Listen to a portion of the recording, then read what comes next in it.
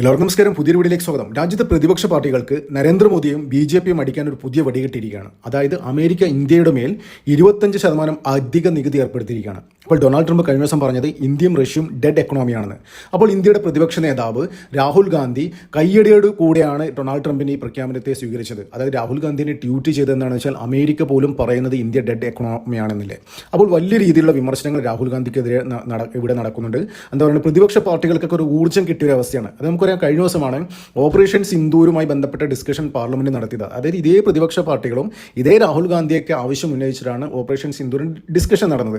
ശരിക്കും എന്താ ഉണ്ടായത്? ഓപ്പറേഷൻ സിന്ദൂർ നടക്കുന്ന സമയത്ത് തന്നെ ആ ഓപ്പറേഷൻ സിന്ദൂരിനെ പങ്കെടുത്ത തീവ്രവാദികളൊക്കെ കൊന്ന് അതിന്റെ പ്രഖ്യാപനം അമിത്ഷാ രാജ്യത്തോട് വിളിച്ചു പറയുക ചെയ്ത്. അപ്പോൾ ഇവിടെയും രാഹുൽ ഗാന്ധി എന്നാൽ വരും ദിവസങ്ങളിൽ രാഹുൽ ഗാന്ധിക്ക് വലിയ രീതിയിൽ തിരിച്ചടി കിട്ടാൻ പോവുകയാണ് ഈ ഡൊണാൾഡ് ട്രംപിന്റെ ഈ പ്രഖ്യാപനത്തെ പിന്തുണച്ചുകൊണ്ട്. അപ്പോൾ ഇപ്പോൾ അമേരിക്കയിൽ നിന്ന് പുറത്തു വരുന്ന വലിയ റിപ്പോർട്ട് എന്താണെന്ന് വെച്ച് കഴിഞ്ഞാൽ അവിടുത്തെ ബിസിനസ്സുകാരൊക്കെ, അവിടുത്തെ കോർപ്പറേറ്റ്സുകളൊക്കെ വലിയ രീതിയിലുള്ള എന്താ പറയുക ഡൊണാൾഡ് ട്രംപിനെതിരെയാണ്. അവർ പറയുന്നത് എന്താണെന്ന് വെച്ച് കഴിഞ്ഞാൽ മുൻകാലങ്ങളിൽ ചരിത്രത്തിൽ ഇല്ലാത്ത തരത്തിലുള്ള കാര്യങ്ങളാണ് ഡൊണാൾഡ് ട്രംപ് അമേരിക്കയിൽ നടപ്പിലാക്കിക്കൊണ്ടിരിക്കുന്നത്. അതായത് ഡൊണാൾഡ് ട്രംപിന് മുന്നേ വന്ന ആൾക്കാരൊക്കെ എന്താ ചെയ്തത്? അവരൊക്കെ അവരുടെ നയങ്ങളൊക്കെ, അവരുടെ പാർട്ടിയുടെ അവരുടെ നയങ്ങളൊക്കെ അമേരിക്കൻ ജനതയ്ക്ക് വേണ്ടിയിട്ടും അമേരിക്കയുടെ പ്രോസ്പെരിറ്റി, അമേരിക്ക എന്ന രാജ്യത്തിൻ്റെ പ്രോസ്പെരിറ്റിക്ക് വേണ്ടിയിട്ടാണ്. പക്ഷേ ഡൊണാൾഡ് ട്രംപ് ബേസിക്കലി ഒരു ബിസിനസ് മാനാണ്. അദ്ദേഹത്തിന് പല രീതിയിലുള്ള ഇൻവെസ്റ്റ്മെൻറ്റും പല ബിസിനസ്സും നടത്തുന്ന ഒരാളാണ്. അദ്ദേഹത്തിൻ്റെ ഫാമിലി, മക്കളും കാര്യങ്ങളൊക്കെ ആയിട്ട്. അപ്പോൾ അദ്ദേഹം ഇപ്പോൾ അമേരിക്കയിൽ നടത്തിക്കൊണ്ടിരിക്കുന്ന ആ ഒരു പല നടപ്പിലാക്കിക്കൊണ്ടിരിക്കുന്ന പോളിസീസൊക്കെ അദ്ദേഹത്തിൻ്റെ താല്പര്യം കൂടി സംരക്ഷിക്കുക എന്ന ഒരു ലക്ഷ്യത്തോടു കൂടിയാണ്. അപ്പോൾ അവിടുത്തെ കോർപ്പറേറ്റ്സിനൊക്കെ ഉണ്ടല്ലോ, അവിടുത്തെ വ്യവസായ സമൂഹത്തിന് ഈ ഇന്ത്യക്ക് മേലെ 25% അധിക നികുതി ഏർപ്പെടുത്തിയ വലിയ രീതിയിലുള്ള അമർഷമുണ്ട്. കാരണം എന്താണെന്ന് വെച്ച് കഴിഞ്ഞാൽ ഇന്ത്യ ലോകത്തിലെ ഏറ്റവും വലിയൊരു മാർക്കറ്റാണ്. നമ്മുടെ ഏറ്റവും വലിയ ശക്തി എന്താണെന്ന് അറിയോ? 145 കോടി ജനങ്ങൾ, 1.45 ബില്യൺ എന്താ പറയുക, അത്രയും ആൾക്കാർ ഇവിടെ ഉണ്ട്. 145 കോടി ജനങ്ങൾ. അത് തന്നെയാണ് ഇന്ത്യയുടെ വലിയ ശക്തി. നമുക്കറിയാം, നരേന്ദ്രമോദി 2014 അധികാരം ഏറ്റെടുത്തതിന് ശേഷം പല രാജ്യങ്ങളും പോയിട്ട് പല ബിസിനസ്സുകളും ഇങ്ങോട്ട് കൊണ്ടുവരുന്നത് എങ്ങനെയാണെന്ന് അറിയോ? അതായത് നിങ്ങൾ ഈ മാർക്കറ്റ് പിടിക്കുക, ഞങ്ങൾക്ക് ഇത്ര വലിയ മാർക്കറ്റ് ഉണ്ട്, അപ്പോൾ നിങ്ങളുടെ പ്രൊഡക്റ്റ് നിങ്ങളുടെ മാർക്കറ്റിൽ ഇറക്കുക, അപ്പോൾ അതിനുവേണ്ട എല്ലാ സഹായങ്ങളും ഞങ്ങൾ ചെയ്തു തരും എന്നുള്ള വാഗ്ദാനങ്ങൾ കൊടുത്താണ് പല കമ്പനികൾ ഇങ്ങോട്ട് വന്നത്. പിന്നെ അത് മാത്രമല്ല, നരേന്ദ്രമോദി പലപ്പോഴും പ്രസംഗിക്കും, അതായത് പല ഘട്ടങ്ങളും പറയുന്നൊരു കാര്യമുണ്ട്, ഞങ്ങളുടെ ഏറ്റവും വലിയ ശക്തി ഇത് തന്നെ, ഈ 145 കോടി ജനങ്ങളാണ് എൻ്റെ ശക്തി എന്നൊക്കെ പുള്ളിക്കാരൻ പറയാറുണ്ട്. അപ്പോൾ പല സ്ഥലത്തും ഒരു ബാർഗെയിനിങ് പവറായിട്ട് ഇന്ത്യ മാറാൻ കാരണം ഈ എക്കണോമി തന്നെ. ഇപ്പോൾ ലോകത്തിൽ നിന്ന് വൻകിട കമ്പനികളൊക്കെ എന്താ പറയുക, അവരുടെ ആദ്യം ഒരു പ്രൊഡക്റ്റ് ലോഞ്ച് ചെയ്യുന്നതിന് മുന്നേ തന്നെ ഇന്ത്യൻ മാർക്കറ്റ്, ഇന്ത്യൻ എക്കണോമി എങ്ങനെ അത് ക്യാപ്ചർ ചെയ്യാം, അവിടെ എങ്ങനെ മാർക്കറ്റ് ഉണ്ടാക്കാം എന്നുള്ള വലിയ രീതിയിലുള്ള റിസർച്ച് നടത്തും. അതിനുവേണ്ടി അവർ വലിയൊരു ടീമിനെ തന്നെ അപ്പോയിന്റ് ചെയ്യും ഒരു പ്രൊഡക്റ്റ് ലോഞ്ച് ചെയ്യുന്നതിന് മുന്നേ തന്നെ. അത്രത്തോളം ഇമ്പോർട്ടൻ്റ് ആണ് എല്ലാ വൻകിട കോർപ്പറേറ്റ് കമ്പനികൾക്കും ഇന്ത്യൻ മാർക്കറ്റ് പിടിക്കാൻ വേണ്ടിയിട്ട്. ഇന്ത്യൻ മാർക്കറ്റ് പിടിച്ചു കഴിഞ്ഞാൽ പിന്നെ ലോകത്തിലെ ഏത് മാർക്കറ്റും പെട്ടെന്ന് കീഴടക്കാൻ പറ്റും എന്നാണ് ഇപ്പോഴും ഇല്ല ഒരു എന്താ പറയുക പ്രസന്റ് ആയിട്ടുള്ള ഒരു കോർപ്പറേറ്റ് തിയറി അതാണ്. അപ്പോൾ അമേരിക്കയിൽ നിന്ന് പുറത്തു വരുന്ന റിപ്പോർട്ട് എന്ന് വെച്ചാൽ ഈ ഡൊണാൾഡ് ട്രംപ് എക്സ്ട്രാ 25% താരിഫ് ഏർപ്പെടുത്തിയില്ലേ, അപ്പോൾ അവിടുത്തെ കോർപ്പറേറ്റുകളൊക്കെ ഇപ്പോൾ ഇന്ത്യയിലോട്ട് വന്നുകൊണ്ടിരിക്കുകയാണ്. അതിനൊരു കുറച്ച് ഉദാഹരണം ഞാൻ പറഞ്ഞുതരാം.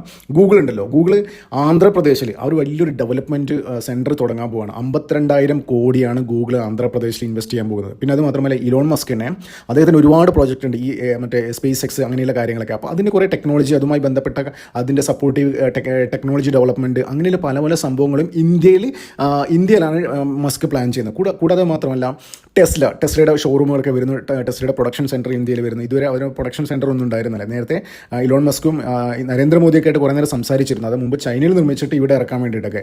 അന്നൊന്നും നരേന്ദ്രമോദി അതിന് സമ്മതിച്ചില്ല. മേക്ക് ഇന്ത്യൻ ഉൾപ്പെടുത്തിയിട്ട് ടെസ്ല ഇവിടെ നിർമ്മിച്ചു, അതിനുവേണ്ടി എല്ലാ സഹായങ്ങളും ചെയ്തു തരാമെന്ന് മോദി അന്ന് മസ്കിന് വാക്കുകൊടുത്തിരുന്നു. പക്ഷേ മസ്കിൻ്റെ ആവശ്യം ചൈനയിൽ നിർമ്മിച്ച് ഇങ്ങോട്ട് കൊണ്ടുവരാൻ വേണ്ടിയിട്ടാണ്. പക്ഷേ ഇപ്പോഴും പുറത്തു വരുന്ന റിപ്പോർട്ട് പ്രകാരം ടെസ്ല ഇന്ത്യയിൽ തന്നെ പ്രൊഡക്ഷൻ യൂണിറ്റ് തുടങ്ങാൻ പോവുകയാണ്. പിന്നെ അത് മാത്രമല്ല, ഏറ്റവും വലിയ ഒരു കാര്യം എന്ന് വെച്ച് കഴിഞ്ഞാൽ നമ്മുടെ ISROയും നാസയും ചേർന്നിട്ട് ഈ മറ്റേ പല ഉപഗ്രഹങ്ങൾ വിക്ഷേപിക്കാനും ഇതിനുമായി ബന്ധപ്പെട്ട പല ടെക്നോളജി ഡെവലപ്മെൻറ്റ് ചെയ്യാൻ വേണ്ടിയിട്ടുള്ള സഹകരണത്തിന് തയ്യാറെടുത്തുകൊണ്ടിരിക്കുകയാണ്. ശരിക്കും ഇതൊക്കെ ഡൊണാൾഡ് ട്രംപിന് കിട്ടുന്ന ഒരു അടി തന്നെയാണ്. അതായത് ഇപ്പോഴും അവിടെ ഈ കോർപ്പറേറ്റ് ആൾക്കാർ, വ്യവസായ സമൂഹം ഇന്ത്യ മാറ്റി നിർത്തിക്കൊണ്ടുള്ള ഇത് അവർക്ക് ചിന്തിക്കാൻ പോലും പറ്റില്ല. അതായത് അത്ര എക്കണോമി അങ്ങനെയാണ്. അവരുടെ പ്രൊഡക്റ്റ് വിജയിക്കണമെങ്കിൽ ഇന്ത്യയിൽ എന്തായാലും അത് ഹിറ്റായിരിക്കണം. അപ്പോൾ ഇന്ത്യ മാറ്റി നിർത്തിയിട്ട് ഒരു അമേരിക്കൻ കമ്പനിക്ക് ഒരു പ്രൊഡക്റ്റ് ചിന്തിക്കാൻ പോലും പറ്റില്ല.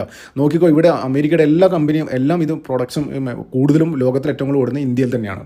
അപ്പോൾ ഈ ഡൊണാൾഡ് ട്രംപ് ആദ്യം ട്വീറ്റ് ചെയ്തു, ഞങ്ങൾ എന്താ പറയുക ഇന്ത്യക്ക് മേലെ എക്സ്ട്രാ 25% ടാരിഫ് ഏർപ്പെടുത്താൻ ട്വീറ്റല്ല ദ സോഷ്യൽ ട്രൂത്ത് എന്ന് പറയുന്ന ഡൊണാൾഡ് ട്രംപിൻ്റെ ഒരു സോഷ്യൽ മീഡിയ പ്ലാറ്റ്ഫോമിലൂടെയാണ് വിട്ടത്.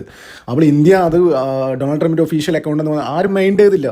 പിന്നെ ഏകദേശം 6-8 മണിക്കൂർ കഴിഞ്ഞ് വീണ്ടും ട്വീറ്റ് ചെയ്തു. അപ്പോൾ അപ്പോഴും മൈൻഡ് ചെയ്തില്ല. അപ്പോൾ ഇതിനെക്കുറിച്ച് ഇന്ത്യയുടെ അടുത്ത് ഇങ്ങനെ ആൾക്കാരൊക്കെ ചോദിച്ചിട്ടുണ്ടായിരുന്നു അത് എന്താണ്. അപ്പോൾ ഇന്ത്യ വെയിറ്റ് ആൻഡ് സീ, അതായത് കണ്ടോന്നുള്ള രീതിയിൽ. അപ്പോൾ ഇന്ത്യക്ക് വലിയ രീതിയിൽ പ്ലാൻ ഉണ്ട് എങ്ങനെ ഇതിനെ മറികടക്കാമെന്ന് നല്ല ഇതുണ്ട്. അതായത് ഈ ഡൊണാൾഡ് ട്രംപിൻ്റെ പ്രഖ്യാപനം വന്നിട്ട് പോലും ഈ ഓഹരി വിപണിക്ക് ഒരു ചെറു ചലനങ്ങളും പോലും സൃഷ്ടിക്കാൻ പറ്റിയില്ല. അതാണ് അവിടെയാണ് നരേന്ദ്രമോദിയുടെയും മറ്റേ നമ്മുടെ ഇവിടുത്തെ മാർക്കറ്റിൻ്റെയും അതിൻ്റെയൊക്കെ ഒരു കപ്പാസിറ്റി മനസ്സിലാക്കേണ്ട, അതിൻ്റെ പവർ എത്രത്തോളം ഉണ്ട് മനസ്സിലാക്കേണ്ട അവിടെയാണ്. ഡൊണാൾഡ് ട്രംപിൻ്റെ പ്രഖ്യാപനത്തിൽ ഒരു ചെറു ചലനങ്ങളും പോലും ഇന്ത്യൻ ഓഹരി വിപണിയിൽ ഉണ്ടാക്കാൻ പറ്റിയിട്ടില്ല. ഡൊണാൾഡ് ട്രംപ് 2 തവണ ഈ സോഷ്യൽ മീഡിയയിൽ പറഞ്ഞ് ഇന്ത്യ അത് മൈൻഡ് ചെയ്യുന്നില്ല. പിന്നെ അതിനുശേഷം പിന്നെ കുറച്ചുകൂടി കടുപ്പുന്ന രീതിയിൽ ഡൊണാൾഡ് ട്രംപ് ഒരു കാര്യം പറഞ്ഞിട്ടുണ്ടായിരുന്നു. അതായത് 25% എക്സ്ട്രാ താരിഫ് നമ്മൾ ഏർപ്പെടുത്തും. കൂടാതെ ഇന്ത്യ റഷ്യയിൽ നിന്ന് പക്കൽ നിന്ന് എണ്ണ വാങ്ങുന്നതുകൊണ്ട് ഞങ്ങൾ എക്സ്ട്രാ ഒരു 10% ടാരിഫും കൂടി അടിച്ചേൽപ്പിക്കുമെന്ന് പറഞ്ഞിട്ടുണ്ടായിരുന്നു. അതായത് ഇന്ത്യ എന്തെങ്കിലും രീതിയിൽ റെസ്പോണ്ട് ചെയ്യുമോ എന്ന് അറിയാൻ വേണ്ടിയിട്ട്. പക്ഷേ അതിനും ഇന്ത്യ എന്താ പറയുക അധികം മൈൻഡ് ചെയ്യുന്നില്ല. ഇന്ത്യ റഷ്യയുടെ പക്കൽ നിന്നാണ് ഇപ്പോൾ ഓയിൽ വാങ്ങിക്കൊണ്ടിരിക്കുന്നത്. പിന്നെ അത് മാത്രമല്ല ഏകദേശം 30ഓളം വേറെ രാജ്യങ്ങൾ ഇന്ത്യ വാങ്ങിക്കൊണ്ടിരിക്കുന്നത്. പിന്നെ ലോകത്തിലെ ഏറ്റവും വലിയ ക്രൂഡ് ഓയിൽ സംഭരണമുള്ള ഒരു രാജ്യമാണ് ഇന്ത്യ. ക്രൂഡ് ഓയിൽ റിസർവ് എന്ന് വെച്ച് കഴിഞ്ഞാൽ കുഴിച്ചെടുക്കുന്ന ക്രൂഡ് ഓയിൽ അത് സംഭരിച്ച് വെക്കുന്ന ഇതാണ്. അത് ലോകത്തിൽ ഏറ്റവും കൂടുതലുള്ളത് ഇപ്പോൾ ഇന്ത്യക്കാണ്. അപ്പോൾ ഇതൊക്കെ കൊണ്ട് ഇത്രയും കാര്യങ്ങളൊക്കെ പറഞ്ഞിട്ടും ഇന്ത്യ മൈൻഡ് ചെയ്യുന്നില്ല എന്ന് കണ്ടപ്പോൾ ഡൊണാൾഡ് ട്രംപ് മറ്റൊരു കാര്യം കൂടിയും ചെയ്തു. അതായത് ഇന്ത്യയുടെ ആജന്മ ശത്രുക്കളായ പാകിസ്ഥാനെ ചേർത്തൊരു നമ്പർ അങ്ങ് പുള്ളിക്കാരൻ അടിച്ചിറക്കി. അതായത് ഈ പാകിസ്ഥാനിൽ എണ്ണ കുഴിച്ചെടുക്കാനും എണ്ണ സംസ്കരിക്കുന്നതിനൊക്കെ വേണ്ടിയിട്ടുള്ള ഇതിന് വേണ്ടിയിട്ട് അമേരിക്കയും പാകിസ്ഥാനും വലിയൊരു കരാർ ഒപ്പിടാൻ പോകുകയാണെന്ന് ഈ ഡൊണാൾഡ് ട്രംപ് പറഞ്ഞു. അപ്പോൾ ഡൊണാൾഡ് ട്രംപ് അത് മാത്രമല്ല വേറെ കാര്യം കൂടെ പറഞ്ഞു. ഭാവിയിൽ അതായത് പാകിസ്ഥാൻ ഇവിടുന്ന് എണ്ണയൊക്കെ കുഴിച്ചടിച്ച് സംസ്കരിച്ച് ഭാവിയിൽ ഇന്ത്യ പാകിസ്ഥാൻ്റെ പക്കൽ നിന്ന് എണ്ണ വാങ്ങുന്ന ഒരു അവസ്ഥ ഉണ്ടാകുന്ന ഡൊണാൾഡ് ട്രംപ് പറഞ്ഞു. ആലോചിച്ച് നോക്കിയേ, ഇയാൾ അമേരിക്കൻ പ്രസിഡന്റ് സ്ഥാനത്ത് ഇരിക്കുന്നതുകൊണ്ട് മാത്രമാണ് ഞങ്ങളൊക്കെ ഇയാൾ റെസ്പെക്ട് ചെയ്യുന്നത്. പക്ഷേ ഇത്തരത്തിലുള്ള മണ്ടത്തിനും വിളിച്ചു പറഞ്ഞാൽ എന്താ പറയുക, അദ്ദേഹത്തിന് അതിനനുസരിച്ചുള്ള വില മാത്രമേ ലോകരാജ്യങ്ങൾ നൽകൂ. ഒന്ന് ആലോചിച്ച് നോക്കിയേ, ഈ എണ്ണ കുഴിച്ചെടുക്കൽ എണ്ണ സംസ്കരണം എന്ന് വെച്ച് കഴിഞ്ഞാൽ ഒരു ദിവസം കൊണ്ടോ ഒരാഴ്ച കൊണ്ടോ ഒരു മാസം കൊണ്ടോ ഒരു വർഷം കൊണ്ടോ നടക്കുന്ന പ്രോസസ്സല്ല. അതിന് എത്രയോ വർഷങ്ങൾ എഫേർട്ട് വേണം, എത്രയോ വർഷങ്ങൾ കാര്യങ്ങളൊക്കെ വേണം. എന്നാൽ മാത്രമേ എന്താ പറയേണ്ടത് അതിൻ്റെ ഫൈനൽ സ്റ്റേജിലൊക്കെ എത്താൻ പറ്റൂ. പെട്ടെന്നൊന്നും അത് നടക്കുന്ന കാര്യമില്ല. അതിനൊക്കെ വേണ്ടിയിട്ട് വർഷങ്ങളോളം R&D റിസർച്ച് ചെയ്യണം.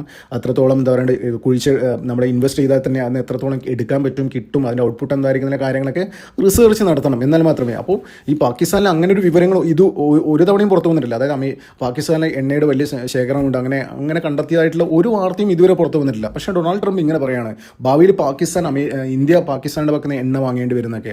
അപ്പോൾ എന്ത് തന്നെയായാലും ഈ 25% എക്സ്ട്രാ നികുതി കൊണ്ട് ഇന്ത്യയിൽ ഒരു ചുക്കും ഉണ്ടാകാൻ പോകുന്നില്ല.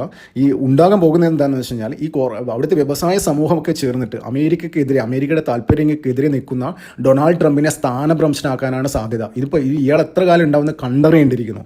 ഇങ്ങനെ പോവുകയാണെങ്കിൽ അവിടുത്തെ കോർപ്പറേറ്റ് സമൂഹം തന്നെ ഇദ്ദേഹത്തെ ചവിട്ടി പുറത്താക്കാനുള്ള സാധ്യതയുണ്ടെന്ന് വെച്ച് കഴിഞ്ഞാൽ അദ്ദേഹത്തിൻ്റെ താല്പര്യങ്ങൾ മുൻനിർത്തിയിട്ടാണ് ഇപ്പോൾ പോളിസീസ് പ്ലാൻ ചെയ്യുന്നത്.